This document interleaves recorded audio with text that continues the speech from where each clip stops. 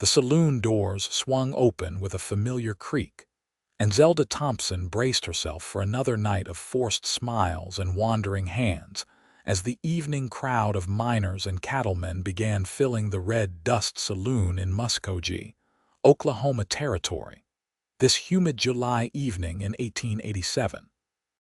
She carried a tray of whiskey glasses to a corner table where 3 railroad workers sat arguing about the latest route expansion.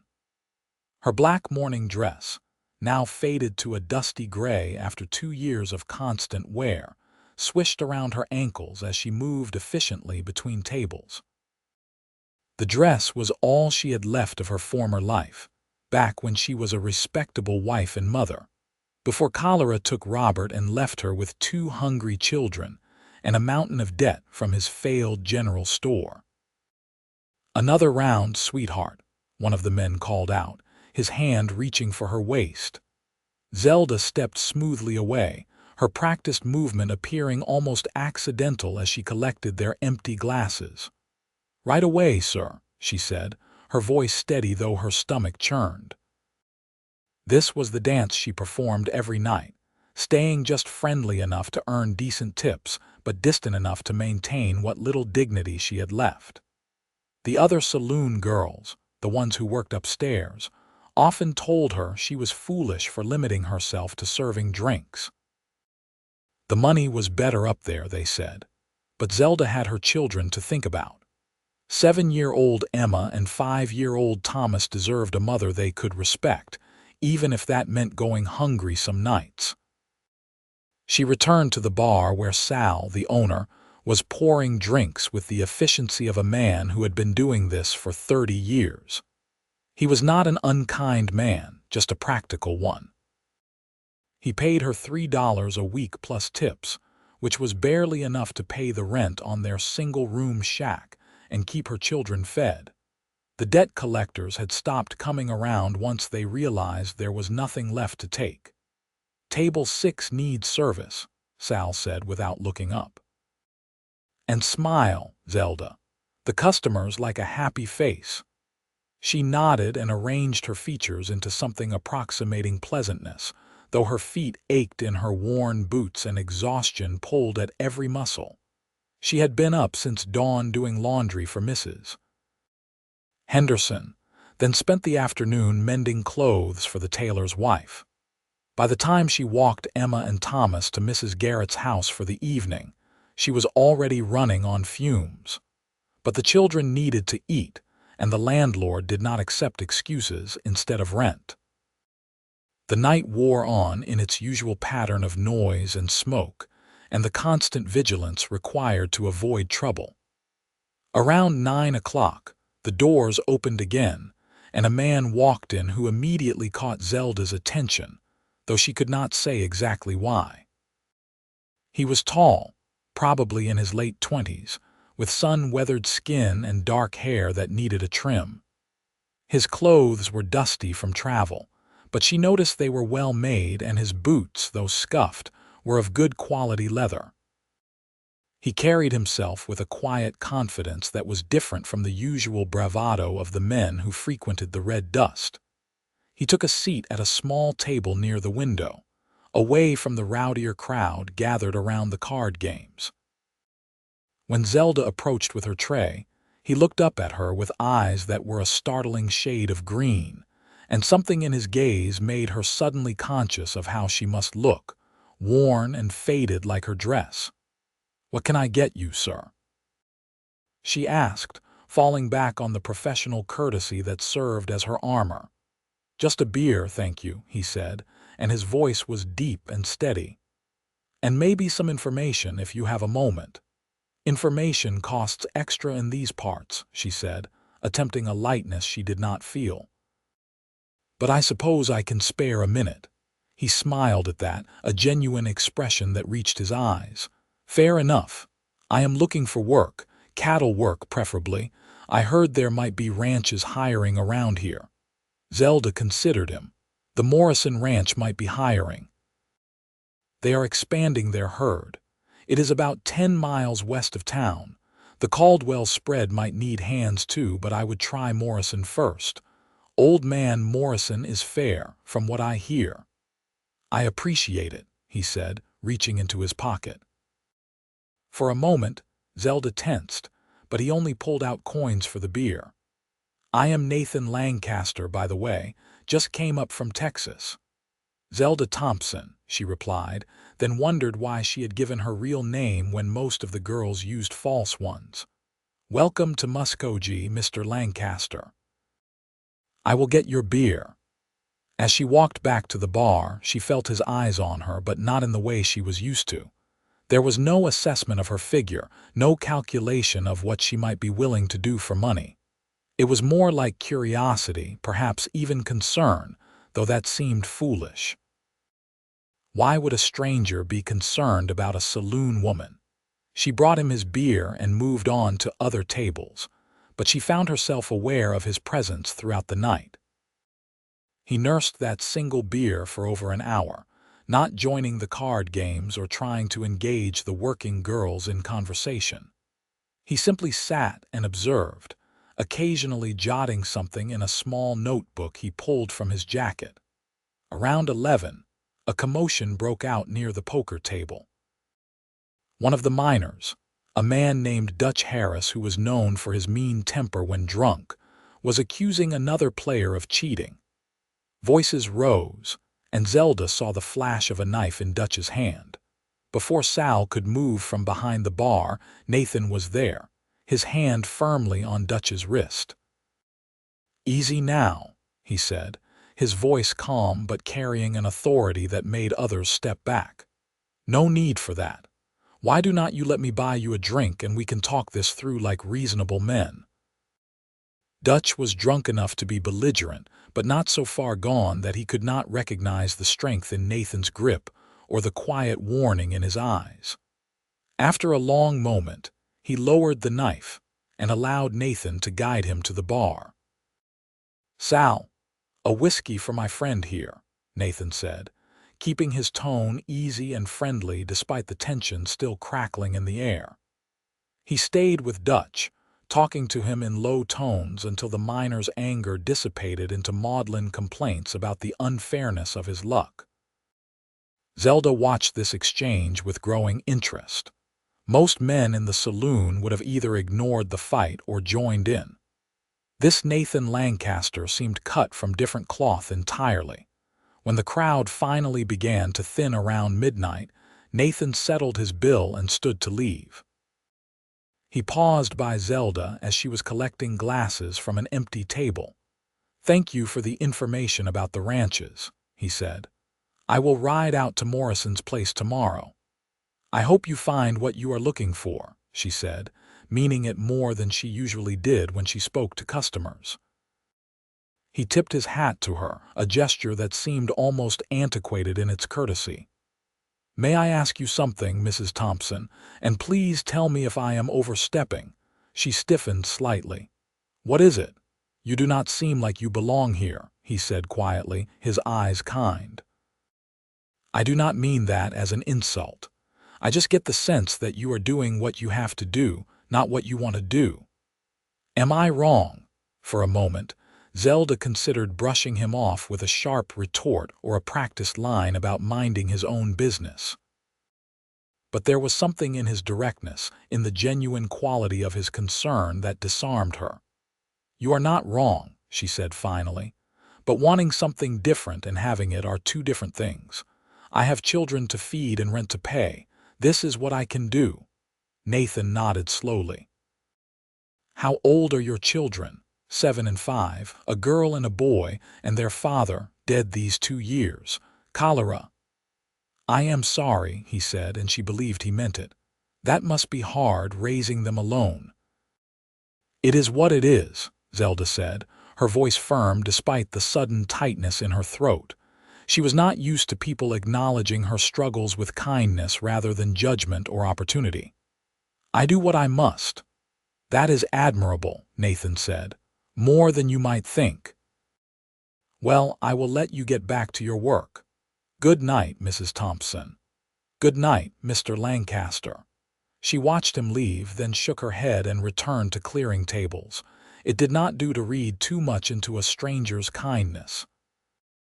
In her experience, every man wanted something, and it was only a matter of time before they revealed their price. But over the following weeks, Nathan Lancaster proved to be unlike anyone she had encountered in Muskogee.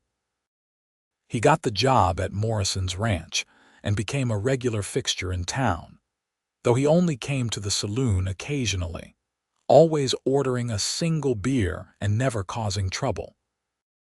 He nodded politely to Zelda when their paths crossed, but did not seek her out or make her uncomfortable with unwanted attention.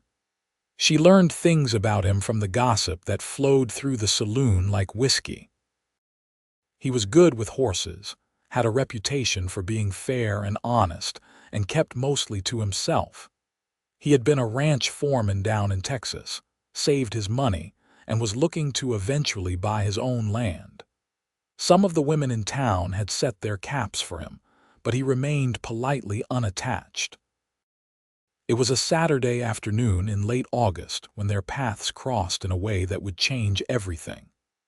Zelda had just collected Emma and Thomas from Mrs. Garrett's house and was walking them through town toward home when Thomas spotted a stray dog and pulled free of her hand to chase after it. The dog ran directly toward the street where a wagon was approaching at a fast clip. "Thomas, no!" Zelda screamed, her heart seizing with terror as her son darted into the path of the oncoming horses. But before the boy could be trampled, a figure lunged forward and scooped him up, rolling away from the wagon wheels with Thomas clutched safely against his chest. The wagon thundered past, the driver shouting apologies as he struggled to control his team. Zelda ran forward, Emma close behind her, and found Nathan Lancaster sitting in the dust with a startled but unharmed Thomas in his arms. "Mama!" Thomas cried, reaching for her. Zelda gathered her son close, her whole body shaking with the aftermath of fear. "Thank you," she gasped to Nathan, who was standing up and brushing dirt from his clothes. "Thank you, I cannot. If you had not—" "He is all right," Nathan said gently. "That is all that matters. Are you hurt, son?" Thomas shook his head, now starting to cry from the shock of what had happened. Emma pressed close to Zelda's side, her eyes wide. "You saved him," Zelda said, her voice breaking. "You saved my boy." "I was just in the right place," Nathan said, but his hands were trembling slightly too, betraying his own fear at how close it had been. "Maybe we should get off the street, though. Let him calm down a bit." He guided them to the bench outside the general store, where Zelda sat with both children pressed against her. Nathan crouched down in front of Thomas, his expression serious but kind. "You gave your mama quite a scare there," he said. "You need to be more careful, all right. Streets are dangerous places." Thomas nodded, hiccuping through his tears. "I am sorry, Mama." "I know, sweetheart," Zelda said, smoothing his hair with a shaking hand. She looked at Nathan, trying to find words adequate to express her gratitude. "Mr. Lancaster, I do not know how to thank you if anything had happened to him." "Please call me Nathan," he said, straightening up. "And there is no need for thanks. I am just glad I was there." He hesitated, then added, "May I walk you home? Just to make sure you all get there safely." Zelda knew she should probably refuse. She was protective of the small separation she maintained between her work life and her children, and Nathan knew her from the saloon. But the genuine concern in his eyes and the fact that he had just saved Thomas's life made her objection seem petty. "All right," she said. "Thank you." They walked slowly through town, Emma holding Zelda's hand while Thomas, recovered from his fright, chattered about the dog he had been chasing. Nathan listened patiently, occasionally asking questions that made the boy beam with importance.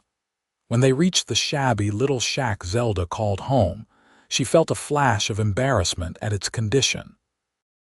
The roof needed patching, the door hung slightly crooked, and the whole structure leaned just enough to be noticeable. It was a far cry from the neat house she and Robert had owned before his death. But if Nathan noticed the poverty, he gave no sign of judgment. He simply tipped his hat and said, "You have good children, Mrs. Thompson. You should be proud." "I am," Zelda said softly.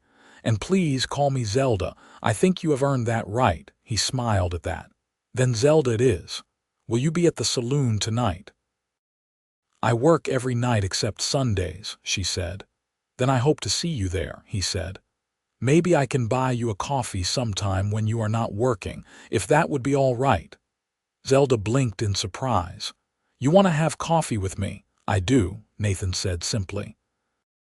"I find you interesting and I would like to know you better, but only if you are comfortable with that. I do not want to presume." Zelda paused, unsure how to respond. She had not thought of herself as someone a man might court in years. She was a widow who worked in a saloon, worn down by struggle and grief. What could someone like Nathan Lancaster possibly see in her? But Emma tugged on her skirt and whispered loudly, "I like him, Mama. He saved Thomas." Nathan chuckled at that, and Zelda found herself smiling despite her confusion. "Let me think about it," she said. I have not." "Take all the time you need," Nathan said kindly. "The offer stands whenever you are ready. Good afternoon, Zelda." She watched him walk away, then ushered her children inside their small home. Emma immediately began talking about the exciting afternoon, retelling the story of Thomas's rescue with dramatic flourishes, but Zelda's mind was elsewhere. That night at the saloon, she found herself looking for Nathan among the crowd. He did not appear, and she felt an unexpected disappointment that surprised her. She had grown so used to expecting nothing good from life that even this small hope felt dangerous. But the next evening he was there, sitting at his usual table. When she brought him his beer, he smiled at her. "How is Thomas?" he asked. "Completely fine," Zelda said. "Already forgotten how scared he was. Children are resilient that way." "That is good," Nathan said. He paused, then added, "I am off work next Sunday. The offer of coffee still stands if you have had time to think about it." Zelda glanced around the saloon, aware of eyes watching their interaction. She knew what people would think, what they would say. But when she looked back at Nathan, she saw only patience and genuine interest. Not pity, not calculation, just honest regard. "I would like that," she heard herself say. "Sunday afternoon. Perfect," Nathan said, and his smile was like sunshine breaking through clouds. "There is a new cafe that opened on Main Street. I hear they have good pie too, if your children would like to come along." The fact that he included Emma and Thomas in the invitation sealed something in Zelda's heart. Most men would have wanted her alone, would have seen her children as obstacles rather than part of who she was. "They would like that very much," she said softly. "Thank you, Nathan." Sunday arrived with the kind of golden August weather that made Oklahoma Territory beautiful despite its harshness. Zelda dressed her children in their best clothes, which were not much better than their everyday wear, but at least clean and mended. She wore her only other dress, a simple blue cotton that had been let out and taken in so many times it barely held its original shape. Nathan was waiting outside the cafe when they arrived, dressed in clean trousers and a pressed shirt. He greeted Emma and Thomas like they were important guests, shaking Thomas's hand seriously and complimenting Emma on her hair ribbon. Inside the cafe, they settled at a corner table. The owner, Mrs. Chen, a Chinese woman who had moved to Muskogee to follow the railroad work, brought them coffee for the adults and milk for the children, along with generous slices of apple pie. "This is a treat," Emma said, her eyes wide at the pie. "We do not get pie very often."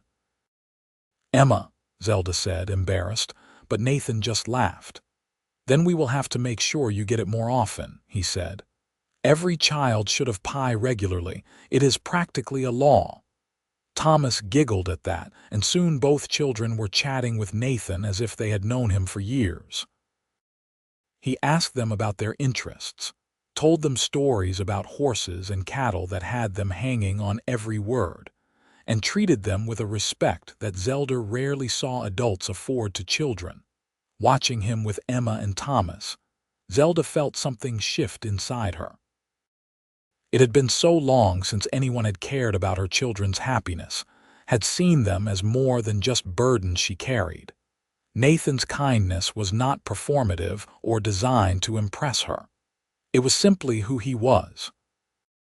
When the children finished their pie and began to get restless, Nathan suggested a walk to the small park at the edge of town. There, Emma and Thomas ran around chasing butterflies while Nathan and Zelda sat on a bench in the shade. "You are good with them," Zelda said, watching her children play. "Do you have siblings? Nieces or nephews?" "3 younger sisters," Nathan said. "I helped raise them after our mother died. I was about 15 when it happened. My father worked the ranch and I took care of the girls. Got pretty good at braiding hair and making meals out of nothing." "I am sorry about your mother," Zelda said. "That must have been hard." "It was," Nathan admitted, "but it taught me a lot, about responsibility, about what matters." He paused, then added quietly, "It also taught me to recognize strength when I see it." "What you are doing, Zelda, raising those children alone and doing whatever it takes to provide for them, that takes real courage." Zelda felt tears prick her eyes. "It does not feel like courage. Most days it just feels like survival." "Sometimes those are the same thing," Nathan said. He turned to face her more fully. "Can I be honest with you about something? Please," she said, though her heart began to beat faster. "I have thought about you every day since we met," Nathan said, his green eyes intense on hers. "Not because of where you work or what people might think, but because when I look at you, I see someone remarkable. Someone who has been knocked down by life but keeps getting back up. Someone who loves her children enough to sacrifice her pride, her comfort, everything. That is the kind of person I want to know better. The kind of person I could." He trailed off, but the implication hung in the air between them. "Nathan," Zelda said, her voice shaking slightly, "I appreciate your kindness, truly, but you need to understand what you would be taking on. I am not some fresh young girl. I am a widow with 2 children and a reputation because of where I work. People talk about me, make assumptions. If you were seen courting me, it would affect how people see you too." "Let them talk," Nathan said firmly. "I make my own judgments about people. And what I see when I look at you is a woman of character and strength. Everything else is just noise." "I come with complications," Zelda insisted, needing him to truly understand. "My children will always come first. I have no money, no prospects. I am doing the best I can, but it is not much." "I am not looking for money or simplicity," Nathan said. "I am looking for something real, someone real. And I think I have found that with you, if you will give me a chance to prove it." Zelda looked at him, really looked at him, and saw sincerity in every line of his face. It terrified her, this offer of something good when she had grown so used to hardship, but it also filled her with a fragile hope. "I do not want my children hurt," she said finally. "If we do this, whatever this is, and it does not work out, they have already lost so much." "I understand," Nathan said, "and I would never do anything to hurt them or you. But Zelda, sometimes you have to take a chance on something good. Otherwise, what are we surviving for?" She thought about that, about the endless cycle of work and exhaustion that defined her days. She thought about Emma and Thomas, growing up with a mother who was too tired to play, too worried to laugh. Maybe Nathan was right. Maybe survival was not enough. "All right," she said softly. "We can see where this goes, but slowly. I need to protect my children." "As slowly as you need," Nathan agreed. "We will do this right." Over the following weeks, Nathan became a regular part of their lives. He would stop by on Sunday afternoons, always bringing small gifts for the children: a wooden horse he had carved for Thomas, ribbons for Emma's hair. He never came empty-handed for Zelda either, though his gifts were practical rather than romantic.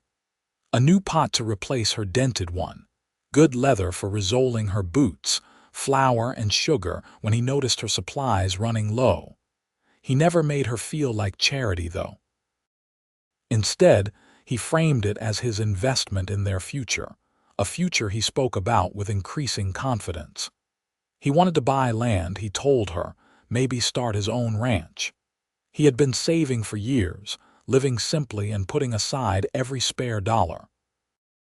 With Morrison's good wages and the money he had brought from Texas, he was close to having enough for a down payment. "When I do," he said one September evening as they sat on her rickety porch while the children played in the yard, "I want you and Emma and Thomas to be part of it. I want us to be a family." Zelda's breath caught.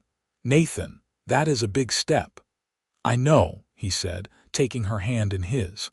It was the first time he had touched her beyond helping her down from a wagon or guiding her around a mud puddle, and the warmth of his palm against hers made her heart race. "But I am sure, Zelda. I have never been more sure of anything. I love you. I love your children. I want to give you all the life you deserve." "I work in a saloon," she whispered, the old shame rising. "People know what that means, even if it is not true, even if all I do is serve drinks." "Then quit," Nathan said simply. "Marry me and quit. Let me take care of you and the children. Let me give you a respectable life, the life you should have had all along." Tears spilled down Zelda's cheeks. "I cannot ask you to do that. The burden—" "It is not a burden," Nathan interrupted gently, reaching up to wipe her tears with his thumb. "Loving someone is never a burden. Those children are not a burden. You working yourself to exhaustion in a place that does not value you, that is what I cannot stand to watch anymore." "But I barely know you," Zelda protested weakly, though her heart was already saying yes. "You know enough," Nathan said. "You know I am honest and hardworking. You know I care for your children. You know I have never treated you with anything but respect. What else do you need to know? Do you?" "Do you love me?" she asked, the question barely audible. "Or do you just feel sorry for me?" Nathan's expression softened. He shifted closer to her on the bench, his hand still holding hers. "I love you, Zelda Thompson. I love your strength and your determination. I love how you put your children first even when it costs you everything. I love the way you smile at them when you think no one is watching. I love that you have been beaten down by life, but you still get up every morning and fight. That is not pity. That is admiration and respect and, yes, love." "I am afraid," Zelda admitted. "I am afraid to hope for this. What if something goes wrong? What if you change your mind?" "I will not," Nathan said with absolute certainty. "But I understand your fear. You have been hurt. Life has taken too much from you, so I will wait as long as you need. But know this, my feelings are not going to change. Whether you say yes today or a year from now, I will still be here." Zelda looked at him, this good man who had appeared in her life like an answer to prayers. She had been too tired to speak. She thought about Emma and Thomas, who adored him. She thought about the endless nights at the Red Dust, the wandering hands and leering comments, the exhaustion that went bone deep. She thought about the possibility of something different, something better. "Yes," she whispered. "Yes, I will marry you." Nathan's face lit up with joy.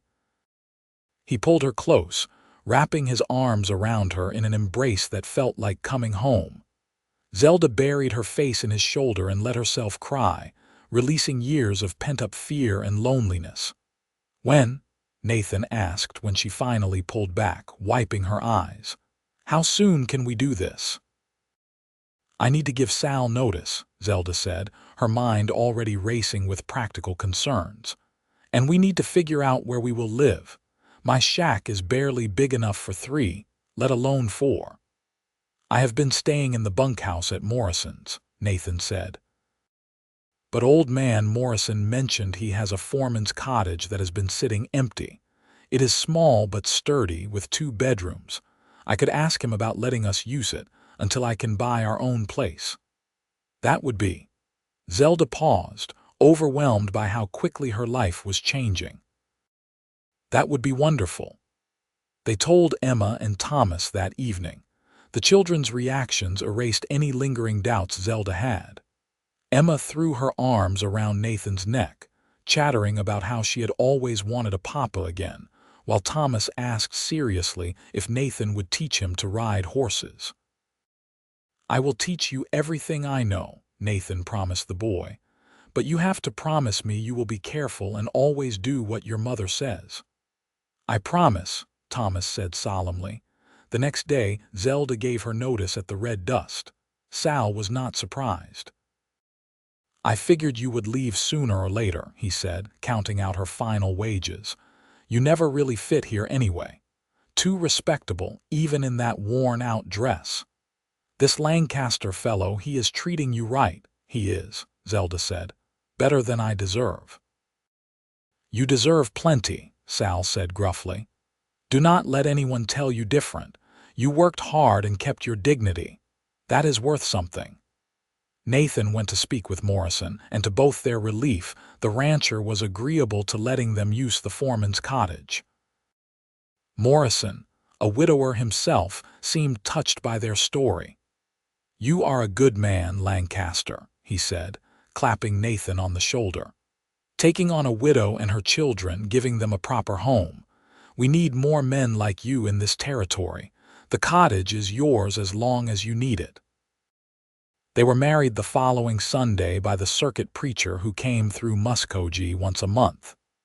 It was a simple ceremony at the church, with just a handful of witnesses, including Mrs. Garrett, who had watched the children so many evenings, and surprisingly Mrs. Chen from the cafe, who brought a beautiful cake she had made as a wedding gift. Zelda wore her blue dress, freshly washed and pressed, with a crown of wildflowers that Emma had helped gather that morning. Nathan wore his best suit, his hair neatly trimmed, and when he looked at her walking down the aisle with her children beside her, his eyes shone with emotion. "Do you, Nathan Andrew Lancaster, take this woman to be your lawfully wedded wife?" the preacher asked. "I do," Nathan said firmly, his hand warm and steady as he held hers. "And do you, Zelda Marie Thompson, take this man to be your lawfully wedded husband?" "I do," Zelda said, her voice clear despite the tears streaming down her face. "Then by the power vested in me by Oklahoma Territory, I pronounce you husband and wife. You may kiss your bride." Nathan cupped her face gently in his hands and kissed her with a tenderness that made her heart ache. It was her first kiss since Robert died, and it felt like a promise of healing, of new beginnings. Emma and Thomas cheered, and the small congregation applauded. As they walked back down the aisle together, Zelda caught sight of herself in the church's window glass. She looked different somehow, lighter, as if a burden she had carried for so long had finally been lifted. The foreman's cottage was indeed small, but it felt like a palace compared to the shack they had been living in. It had a real wood floor, a stove that worked properly, glass in all the windows, and best of all, 2 bedrooms with actual beds. Nathan had already moved in his few possessions and had bought furniture for the children's rooms, simple but sturdy beds and a dresser for their clothes. "I know it is not much," Nathan said as he carried Zelda over the threshold while the children ran ahead to explore. "But it is a start. Once I can buy land, we will build a real house, something big enough for all of us to grow into." "It is perfect," Zelda said, looking around their new home with wonder. "Nathan, you have given me so much, given us so much. I do not know how to repay you. Be my wife," Nathan said simply. "Be happy. Let me love you and those children. That is all the payment I need." That night, after Emma and Thomas were tucked into their new beds and had finally stopped excitedly whispering about their new life, Nathan and Zelda sat together on the porch of the cottage. The September air was cooling, carrying hints of the autumn to come. "Are you happy?" Nathan asked, his arm around her shoulders as she leaned against him. "I am afraid to be," Zelda admitted. "I keep waiting for something to go wrong, for this to turn out to be a dream." "It is real," Nathan assured her. "I am real. This is your life now, Zelda, our life. You do not have to be afraid anymore." She turned to look at him in the moonlight. "I do love you, you know. I should have said it before, but I was scared. I am still scared. But I do love you, Nathan Lancaster." "I know," he said, kissing her forehead. "You have been showing me in 100 small ways. The way you look at me when you think I am not watching. The way you relax when I am near. The way you trust me with your children. That is love, Zelda. Real love." They sat there until the stars came out, talking quietly about their hopes and plans for the future. Nathan told her more about his dreams for the ranch he wanted to build, about breeding good horses and running cattle. Zelda talked tentatively about small dreams she had tucked away and forgotten a garden where she could grow vegetables, teaching Emma to read better, watching Thomas grow up without the shadow of poverty hanging over him. The weeks that followed were an adjustment for all of them. Zelda had to learn to let Nathan provide for the family, to accept that she did not need to work herself to exhaustion every day just to survive. Nathan was patient with her, understanding that years of desperate independence could not be undone overnight. He included her in every decision about their finances, showing her his savings and explaining his plans. He was a frugal man, but not a stingy one, always making sure the children had what they needed and surprising Zelda with small kindnesses: new fabric for a dress, good coffee beans, a book she had mentioned wanting to read. Emma and Thomas flourished under his care. Nathan taught Thomas to ride on one of Morrison's gentle mares, spending patient hours with the boy until he could sit a horse with confidence. He helped Emma with her schoolwork, praising her quick mind and encouraging her love of reading. He was firm when needed but never harsh, and both children quickly came to see him as their father in truth, not just in name. For Zelda, falling fully in love with Nathan was like learning to breathe again after years of holding her breath. She had loved Robert, but that had been a young woman's love, untested by real hardship. What she felt for Nathan was deeper, forged in the fires of struggle and loss. He knew the worst of what her life had been and loved her not despite it, but in recognition of how she had survived it. Their physical relationship developed slowly, Nathan following her lead and never pushing for more than she was ready to give. When they finally came together fully as husband and wife, it was with a tenderness and passion that left Zelda weeping in his arms, overwhelmed by the gift of being truly cherished. "I have you," Nathan whispered, holding her close. "I have you, and I am never letting go." By Christmas, they had settled into a rhythm as a family. The cottage was warm and cozy, decorated with pine boughs and strings of dried berries that Emma had made.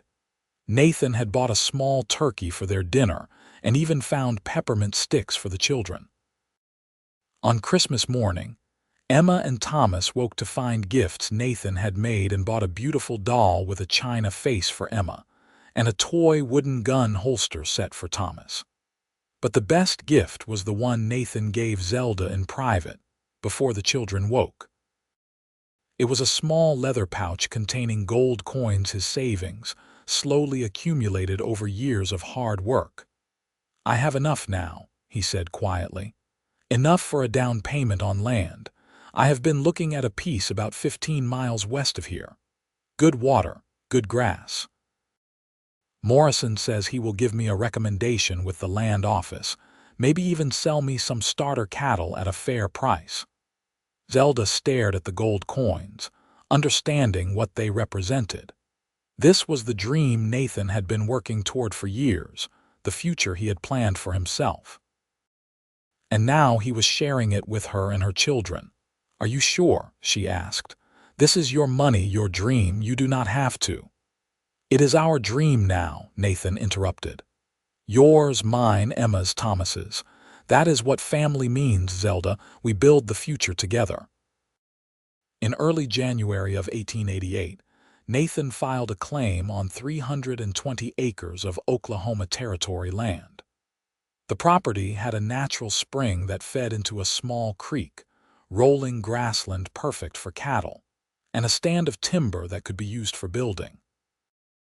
It was raw and undeveloped, but Nathan looked at it with the eyes of someone who saw not what was but what could be.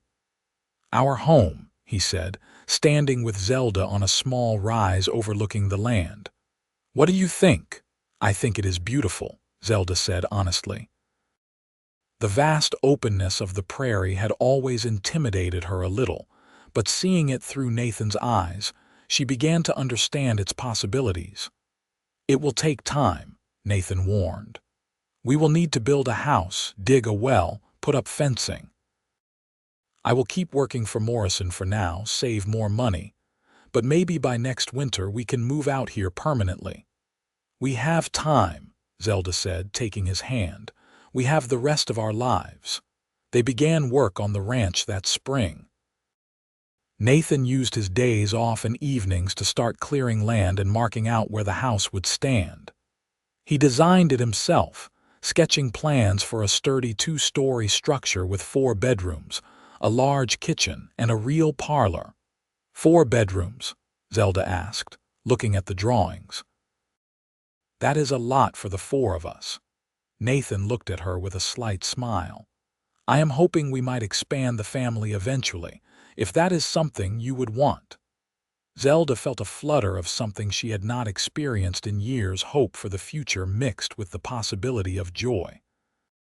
She was 31 years old, not too old to have more children if they were blessed that way. "I would like that," she said softly. "I always thought Emma and Thomas would have more siblings before Robert died. It would be nice to give them that."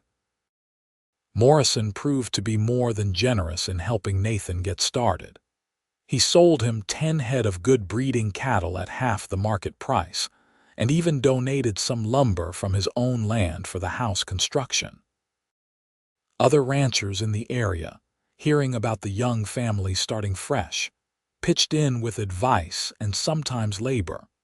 The community of cattlemen in Oklahoma Territory could be hard and unforgiving, but they also took care of their own.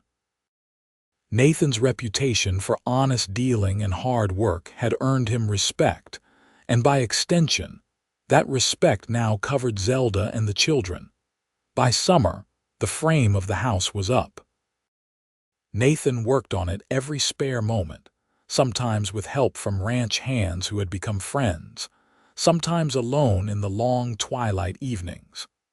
Zelda would bring the children out on Sundays, packing a picnic lunch and spending the day watching the house take shape. Emma and Thomas treated it like a grand adventure, exploring every corner of their new land. Thomas was particularly fascinated by the cattle Nathan had bought, spending hours watching them graze. Emma loved the wildflowers that bloomed across the prairie in waves of color. "Mama, can I have a garden?"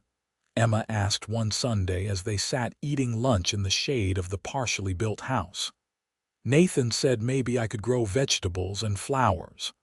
"I think that is a wonderful idea," Zelda said, smoothing her daughter's hair. "We can plan it together." "And I want to help with the cattle," Thomas chimed in. "Nathan says when I am bigger I can help with the branding." "You have to grow a bit more first," Nathan said, ruffling the boy's hair. "But I am counting on you to be my right-hand man when the time comes." Watching them together, Zelda felt a contentment so profound it was almost painful. After so much loss and struggle, she had this a family, a home being built with love and sweat, a future that looked bright instead of grim. In August, Zelda realized she was pregnant. The signs were unmistakable, though at first she barely dared to believe it. When she finally told Nathan, his reaction was everything she could have hoped for. He picked her up and spun her around, laughing with pure joy. "A baby," he said, wonder in his voice. "We are going to have a baby." "Are you happy?" Zelda asked, though his reaction made the answer obvious. "Happy does not even begin to cover it," Nathan said, setting her down gently and placing his hand on her still flat stomach. "This is everything, Zelda. You, the children, our land, and now a baby. This is the life I dreamed of but never thought I would have." They told Emma and Thomas that evening. The children's excitement was immediate and loud. "Will it be a boy or a girl?" Emma wanted to know. "We will not know until the baby arrives," Zelda explained. "But either way, you will be a wonderful big sister." "I am already a big brother," Thomas said proudly, "but I can be a big brother again. I will teach the baby everything." The pregnancy motivated Nathan to work even harder on the house. He wanted it finished before winter, before the baby came. With help from Morrison and some of the ranch hands, they managed to complete the structure by late October. It was not fancy, but it was solid and weatherproof, with real glass windows and a good stone fireplace. Moving day was a celebration. Mrs. Garrett and Mrs. Chen both came to help Zelda settle in, bringing housewarming gifts of preserves and linens. Morrison himself rode out to see the finished product, nodding approvingly at Nathan's workmanship. "You have done well," the older man said. "Built yourself a real home here. I am proud of you, son." That first night in their own house, in their own bed, Zelda lay in Nathan's arms and marveled at how much had changed in just over a year. This time last year, she had been serving drinks at the Red Dust, going home to a shack that let in the cold, wondering how she would feed her children through the winter. Now she had a sturdy house on good land, a husband who loved her, children who were thriving, and a baby growing inside her. It felt like a miracle. "What are you thinking about?" Nathan asked, his hand resting on her growing belly. "How lucky I am," Zelda said. "How different my life is now because of you." "We are both lucky," Nathan said. "I was just existing before I met you, going through the motions of building a future without really knowing what I wanted that future to be. You and the children gave me purpose, gave me a reason for all of it." The baby was born on a cold February morning in 1889. The birth was long and difficult, with Mrs. Garrett attending as midwife and Nathan pacing anxiously in the kitchen, while Emma and Thomas stayed with Mrs. Chen in town. When the baby finally arrived, a healthy boy with a powerful set of lungs, Nathan was allowed into the bedroom. Zelda, exhausted but triumphant, held their son while Nathan knelt beside the bed with tears streaming down his face. "He is perfect," Nathan whispered, touching the baby's tiny hand with one finger. "You are perfect. Thank you, Zelda. Thank you for this gift." They named him Samuel Nathan Lancaster, and he became the darling of the family. Emma and Thomas doted on their baby brother, competing for the chance to hold him or make him smile. Nathan was a devoted father, walking the floor with Samuel when he cried at night so Zelda could rest, changing diapers without complaint, singing lullabies in his deep voice.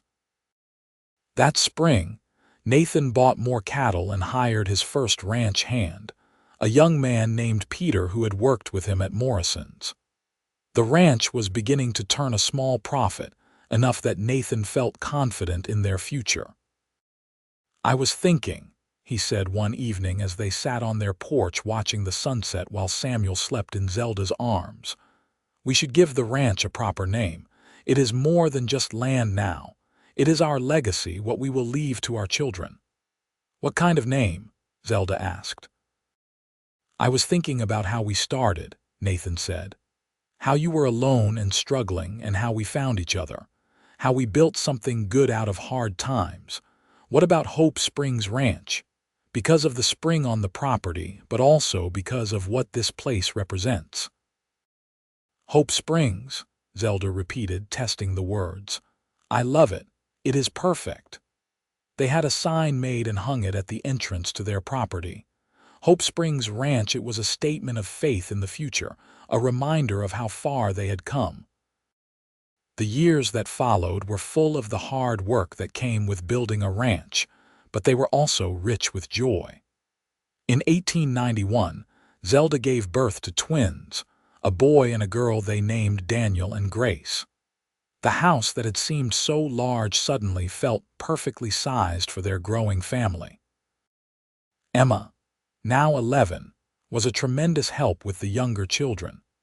She had inherited her mother's capability and Nathan's patience, often taking charge of her siblings so Zelda could help with ranch work or simply rest.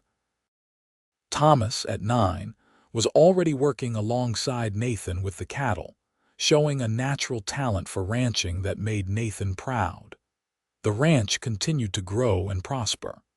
Nathan's reputation for raising quality cattle spread, and buyers came from as far as Kansas to purchase his stock. He was fair in his business dealings and generous with his neighbors, often helping out smaller ranchers who hit hard times. Zelda found her own place in their community.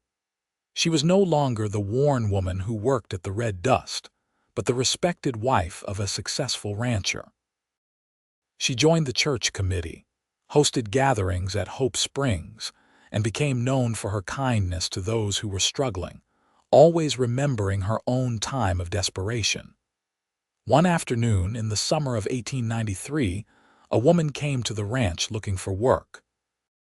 She was thin and desperate, with 2 small children clinging to her skirts. Her story was painfully familiar. Her husband had died. She had no family, and she was doing whatever she could to survive. Zelda looked at this woman and saw herself 5 years earlier. Without hesitation, she offered her a job helping with the house and children, along with a small cottage on the ranch property where she and her children could live. Zelda, you have a soft heart, Nathan said that evening, though his tone was affectionate rather than critical. But we can afford it, and it is the right thing to do. I was her once, Zelda said simply. If someone had not given me a chance, if you had not given me a chance, where would I be now? How can I do anything less for someone else? It became a pattern over the years. Hope Springs Ranch became known as a place where people down on their luck could find fair work and a fresh start. Nathan and Zelda never advertised it, but word spread. They employed widows, reformed drifters, men who had made mistakes but wanted to change. Not everyone worked out, but enough did that the ranch developed a reputation not just for quality cattle but for quality character. By 1895, Hope Springs was one of the most successful ranches in the territory. They ran 200 head of cattle, had a dozen employees, and were expanding into horse breeding as well. The original house had been added onto twice, growing to accommodate their family and the occasional guest. Emma was now 15 and being courted by the son of a neighboring rancher, a respectful young man named James, who Nathan approved of after careful scrutiny. Thomas, at 13, was already talking about the day he would run Hope Springs alongside his father. Samuel was an energetic 6-year-old who loved the horses, while Daniel and Grace, now 4, were inseparable twins who got into everything. On their 7th wedding anniversary, Nathan surprised Zelda with a gift that left her speechless. It was a deed, transferring half ownership of Hope Springs Ranch into her name. It was always ours together, Nathan said as she stared at the legal document. But I wanted it official. You built this place as much as I did, Zelda. Your strength, your wisdom, your compassion, that is what makes Hope Springs what it is. You should have your name on the deed. Nathan, Zelda said, overwhelmed. I do not know what to say. Say you will stay with me for the next 50 years, Nathan said, pulling her close. Say you will keep being the heart of this family and this ranch. Say you love me. I love you, Zelda said, the words coming easily after years of saying them and meaning them more with each passing day. I will love you for the next 50 years and beyond. You gave me everything, Nathan.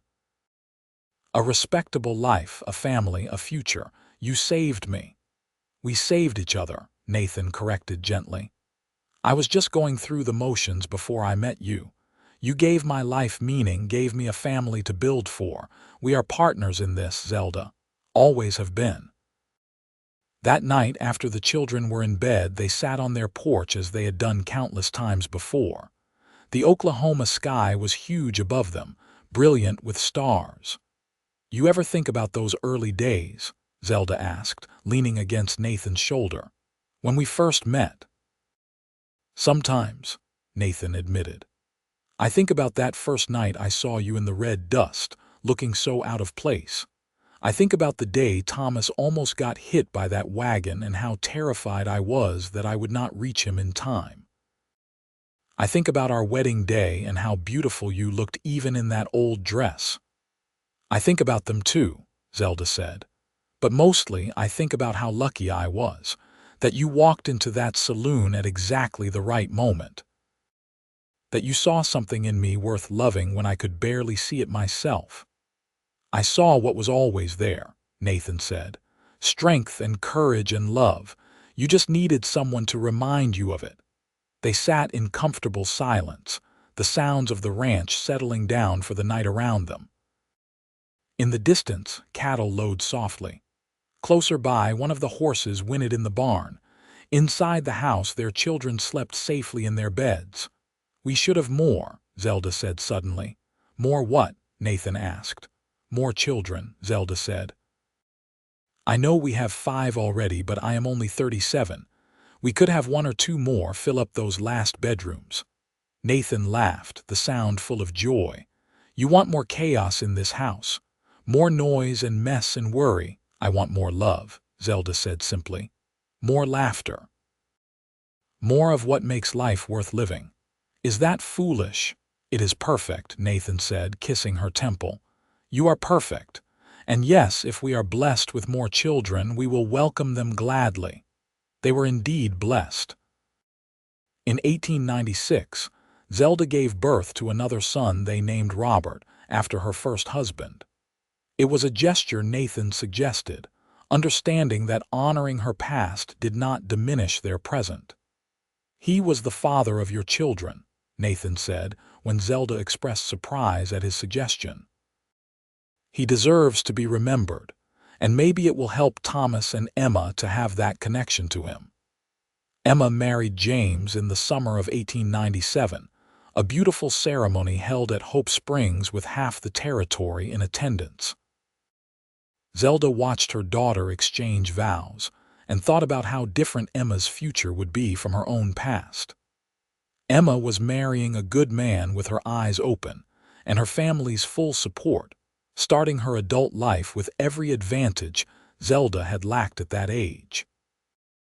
Thomas showed no interest in marrying yet, focused entirely on learning every aspect of ranching from Nathan.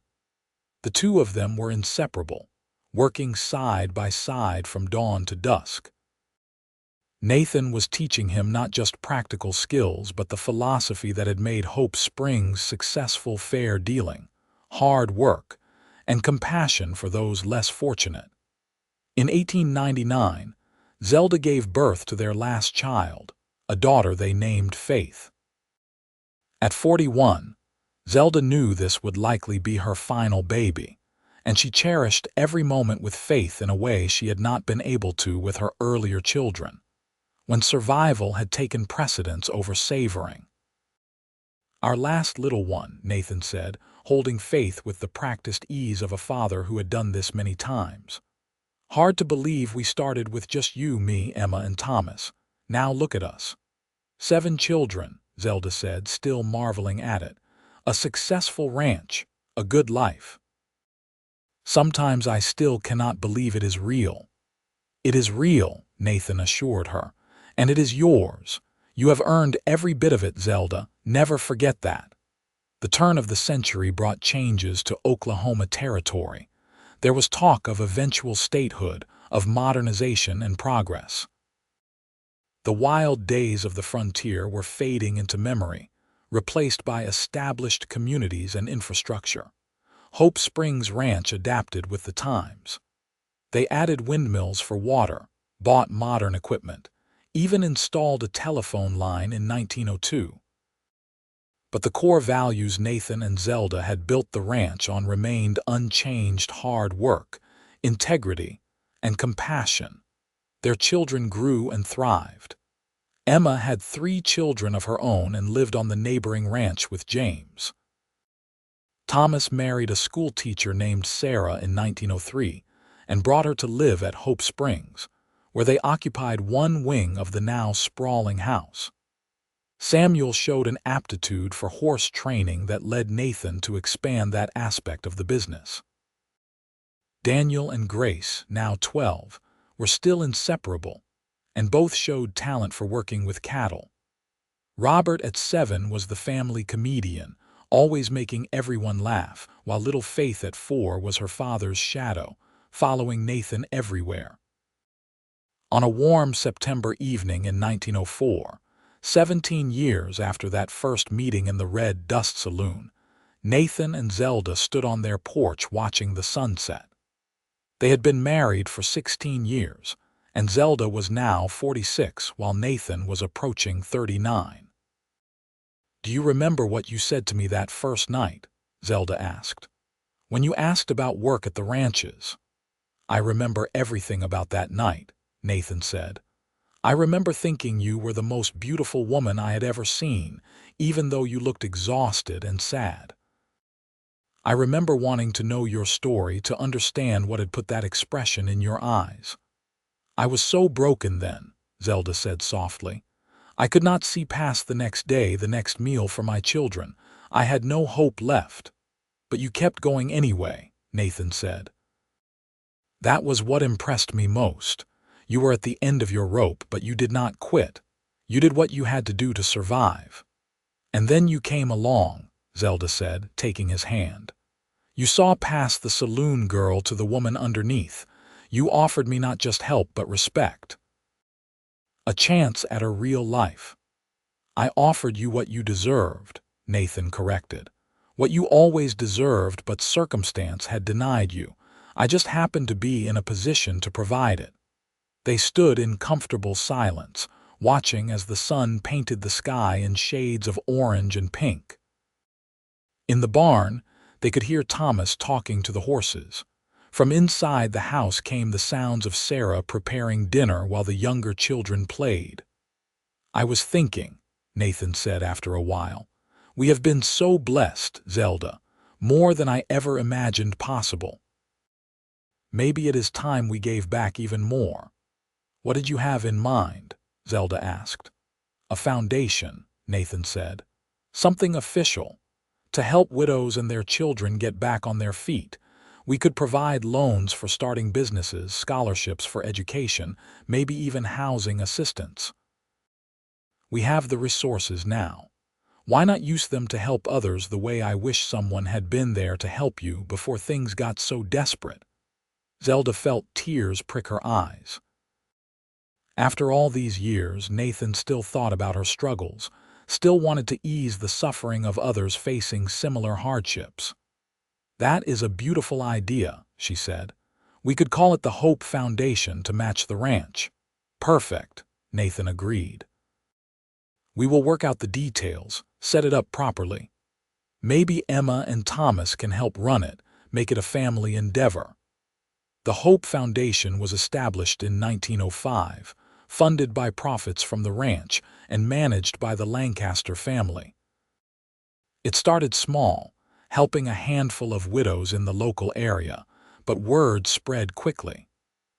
Within a few years, they were assisting families across Oklahoma Territory and into neighboring states. Zelda took an active role in the foundation, personally meeting with many of the women they helped. She understood their shame and their pride, knew exactly what to say to make them feel respected rather than pitied. Her own story became known, and far from hurting the family's reputation, it enhanced it. People respected that the Lancasters had built their empire from hardship and were now helping others do the same. By 1907, when Oklahoma officially became a state, Hope Springs Ranch was one of the largest and most respected operations in the region. The Lancaster name was synonymous with quality cattle, fine horses, and generous community service. Their children were all thriving. Emma had 5 children now and helped manage the foundation. Thomas and Sarah had welcomed their first child, making Nathan and Zelda grandparents twice over. Samuel at 18 was running the horse breeding program with remarkable success. Daniel and Grace at 16 were being courted by various suitors, though they claimed they were too young to think about marriage yet. Robert at 12 was already showing business acumen that surprised everyone, often suggesting improvements to ranch operations. And Faith at 8 was the baby everyone doted on, a sweet-natured child who loved both animals and people with equal enthusiasm. Nathan himself, approaching 42, showed no signs of slowing down. He still rode out with the hands every day, still made every major decision about the ranch, though he was gradually teaching Thomas to take over more responsibilities. Zelda, at 49, had aged gracefully. The hard lines of stress and worry that had marked her face in those saloon days had softened into laugh lines and the gentle creases of a woman who smiled often. Her hair, once a deep brown, was now threaded with silver. She wore it simply, pulled back in a practical style that suited her active life on the ranch. One spring morning in 1908, Zelda was working in her extensive garden when Mrs. Chen, now a close friend despite the distance between their homes, arrived in a wagon. With her was a young woman Zelda did not recognize, though something about her desperate expression was achingly familiar. "Zelda," Mrs. Chen said, helping the young woman down from the wagon. "This is Margaret, her situation. Well, I thought you would understand better than anyone." Zelda invited them inside, where Margaret's story tumbled out. She was a widow with 3 young children. Her husband had been killed in a mining accident, leaving her with nothing. She had been working in a saloon in Tulsa, doing whatever she had to do to feed her children. But the situation was becoming untenable, dangerous even. She had heard about the Hope Foundation and had come seeking help. Looking at Margaret, Zelda saw herself 21 years earlier. The same desperation, the same shame mixed with defiant pride, the same bone-deep exhaustion. "You do not have to do that anymore," Zelda said firmly, taking Margaret's hand. "That life, that struggle, it is over. The foundation will help you get back on your feet. We have a job for you here at the ranch if you want it, with housing for you and your children. Good, respectable work with fair pay. You will never have to set foot in a saloon again unless you want a beer with dinner." Margaret broke down crying, her relief palpable. Mrs. Chen patted her shoulder while Zelda explained the practical details of how the foundation worked, what support they could provide. "Why?" Margaret finally asked through her tears. "Why are you doing this for strangers?" "Because someone did it for me," Zelda said simply. "And because every woman deserves the chance to provide for her children with dignity. Every child deserves to grow up without shame. You are not a charity case, Margaret. You are a capable woman who has had bad luck. We are just helping to change that luck." After Margaret and Mrs. Chen left to get settled in one of the worker cottages, Nathan found Zelda still sitting in the parlor, lost in thought. "Another one?" he asked gently. "Another one," Zelda confirmed. "Her name is Margaret. 3 children, same age range Emma and Thomas were when I was where she is." Nathan sat beside her, taking her hand. "Does it bother you reliving your past through these women?" "No," Zelda said after thinking about it. "It gives it meaning. All that suffering, all that struggle, if I can use that experience to help someone else avoid the worst of it, then maybe it was worth it. Maybe that was the point." "You are an extraordinary woman," Nathan said, kissing her hand. "Have I told you that lately?" "Not since this morning," Zelda said with a smile, "but I never get tired of hearing it." That evening, the whole family gathered for dinner as they did every Sunday. The table had been expanded twice to accommodate everyone, and the noise level was tremendous as children talked over each other, and adults tried to maintain conversation. Nathan sat at the head of the table with Zelda at his right hand, surveying the family they had built together. Emma and James and their brood, Thomas and Sarah with baby Nathan Jr., Samuel discussing horse bloodlines with Daniel, Grace arguing politics with Robert, and little Faith telling elaborate stories to anyone who would listen.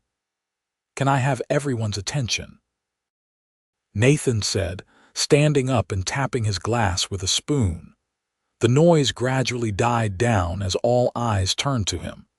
"I just wanted to take a moment to acknowledge how blessed we are," Nathan said, his voice carrying easily in the now quiet room. 21 years ago, I walked into a saloon in Muskogee with nothing but some savings and a dream. I walked out having met the woman who would change my life forever. He turned to Zelda, who was blushing but smiling. "Your grandmother, my wife, was working in that saloon to feed Emma and Thomas. She had every reason to be bitter, to give up, to accept that life was always going to be hard. But she did not. She kept her dignity, kept her strength, kept fighting for her children. And when I was lucky enough to win her heart, she brought that same strength and determination to building this ranch and this family." "Grandpa is getting sentimental," Grace whispered to Daniel, but she was smiling. "This ranch, this family, this life we all enjoy, none of it would exist without her," Nathan continued. "So I want to propose a toast. To Zelda, the heart of Hope Springs. To the woman who taught me that strength is not about never falling down, but about always getting back up. To my wife, my partner, my love. To Grandma," the children chorused, raising their glasses. Zelda stood, wiping tears from her eyes. "That was beautiful, Nathan. But you are leaving out your part.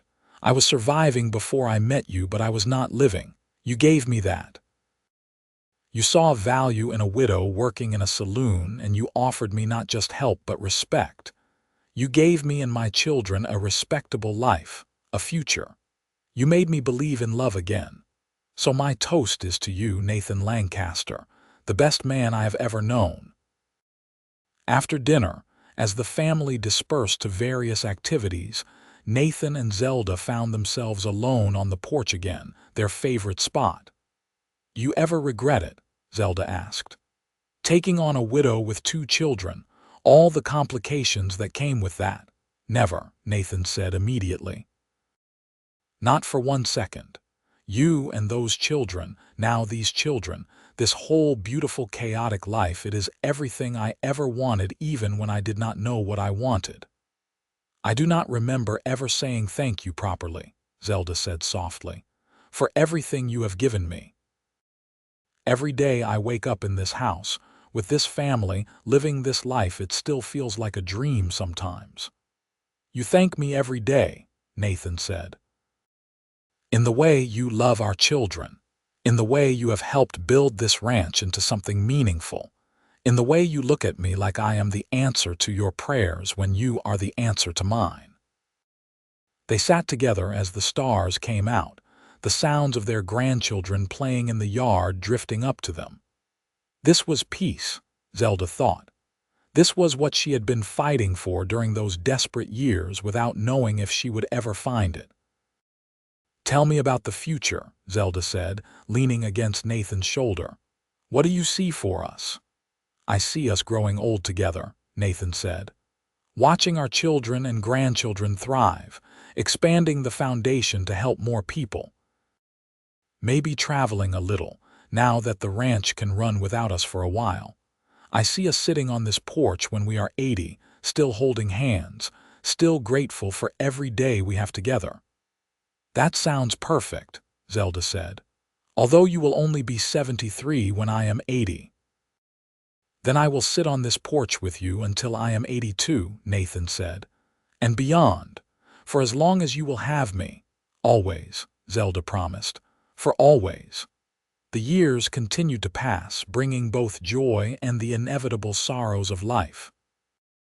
They lost Morrison in 1910, the old rancher dying peacefully in his sleep at 78. Nathan mourned him deeply, as Morrison had been both mentor and friend. They lost Mrs. Garrett in 1912, and Zelda wept for the woman who had watched her children so many evenings and had attended the births of her babies. But there were joys, too. More grandchildren arrived regularly, until Nathan and Zelda lost count of exactly how many they had. The ranch continued to prosper even through economic downturns, their diverse operations and careful management keeping them stable. The Hope Foundation expanded to help hundreds of families, becoming a recognized institution across Oklahoma. Emma's oldest son joined the ranch operation in 1915, representing the third generation of Lancasters to work the land. Thomas took over as primary manager of Hope Springs, allowing Nathan to step back to more of an advisory role, though he still rode out most mornings to check on things. Zelda celebrated her 60th birthday in 1918, surrounded by more family than she had ever imagined having. All 7 of her children were there, along with their spouses and children, plus Mrs. Chen, who had become like a sister over the years, and Margaret, who now managed the foundation and had remarried happily. 60 years old, Zelda marveled to Nathan that night. I never thought I would live this long, let alone live this well. You have at least 60 more, Nathan said, though at 53 he was starting to feel his age in his joints and back. We are not done yet, and they were not. Through the 1920s, they continued to be active in both the ranch and the foundation, though gradually shifting more responsibility to their children. They traveled to Colorado to see the mountains, to California to see the ocean, fulfilling dreams Zelda had not even known she had. But their favorite place was always the porch at Hope Springs, watching the sunset over land they had claimed and tamed together. It was there, on a warm evening in June of 1929, that they celebrated their 42nd wedding anniversary. Their children had planned a big party, but Nathan and Zelda had requested something simple, just immediate family, a good meal, and time together. As the evening wound down and the younger grandchildren were carried off to bed, Emma approached her parents. "Mama, Nathan," she said, using the name she had called her stepfather since she was 8 years old. "Thomas and I wanted to thank you for everything you have given us, for the life you built for us." "You do not need to thank us," Zelda said. "We did what parents do." "No," Thomas said, joining his sister. "You did more than that. Mama, you could have given up when Dad died. You could have sent us to an orphanage or married someone terrible just to have support, but you fought for us. You sacrificed for us. And Nathan, you did not have to take on a widow with 2 children. You could have married someone easier, someone who came with less complications. But you chose us. You chose to be our father in every way that matters. That is not something we take lightly." Emma was crying now, and Thomas's voice was rough with emotion. "You showed us what love looks like, what real commitment means, what family is supposed to be. And because of that, we have been able to build good lives, raise our own children with that same foundation of love and security. That is a gift beyond measure." Zelda and Nathan were both crying too now. Zelda reached out to embrace her oldest children, the babies she had worked in a saloon to feed, who were now adults with children and grandchildren of their own. "You were always worth fighting for," Zelda said through her tears. "Both of you. You were my whole world back then, the only reason I kept going. I am so proud of the people you have become." "We had good examples," Emma said. As the night grew late and the family gradually departed, Nathan and Zelda found themselves alone on their porch once more. They were older now. Zelda was 71, Nathan 64, but their hands still fit together perfectly, their companionship as comfortable as ever. 42 years, Nathan said. "Seems like yesterday and a lifetime ago all at once." "I know what you mean," Zelda said. "Sometimes I can still feel myself in that saloon, tired and desperate.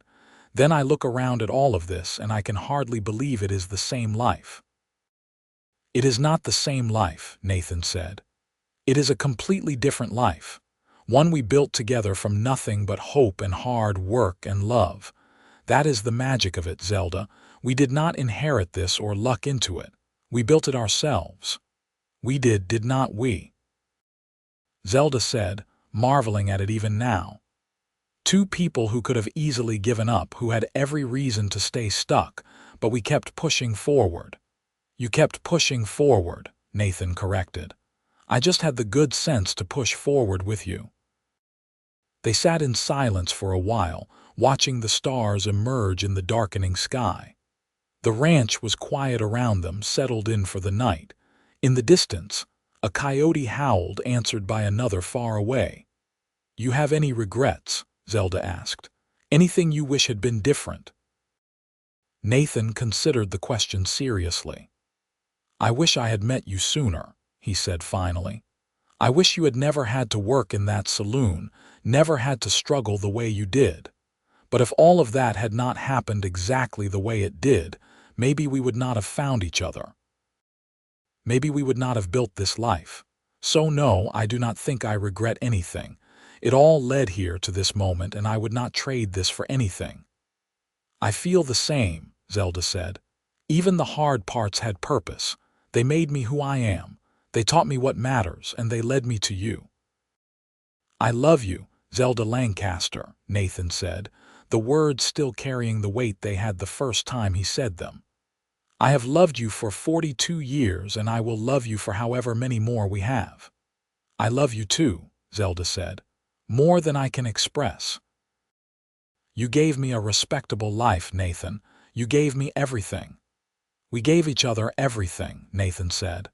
"That is the beauty of it. We were both incomplete before, just going through the motions. Together we became whole." As they sat together under the stars, hands clasped and hearts content, Zelda thought about the long journey that had brought them to this moment. From that desperate night in the red dust saloon to this peaceful evening on their own porch, with a family and a legacy that would outlive them both. She thought about the scared widow she had been, doing whatever she had to do to feed her children, unable to see past the next day. She thought about the first time she saw Nathan, not knowing that this stranger would become her salvation, her partner, her love.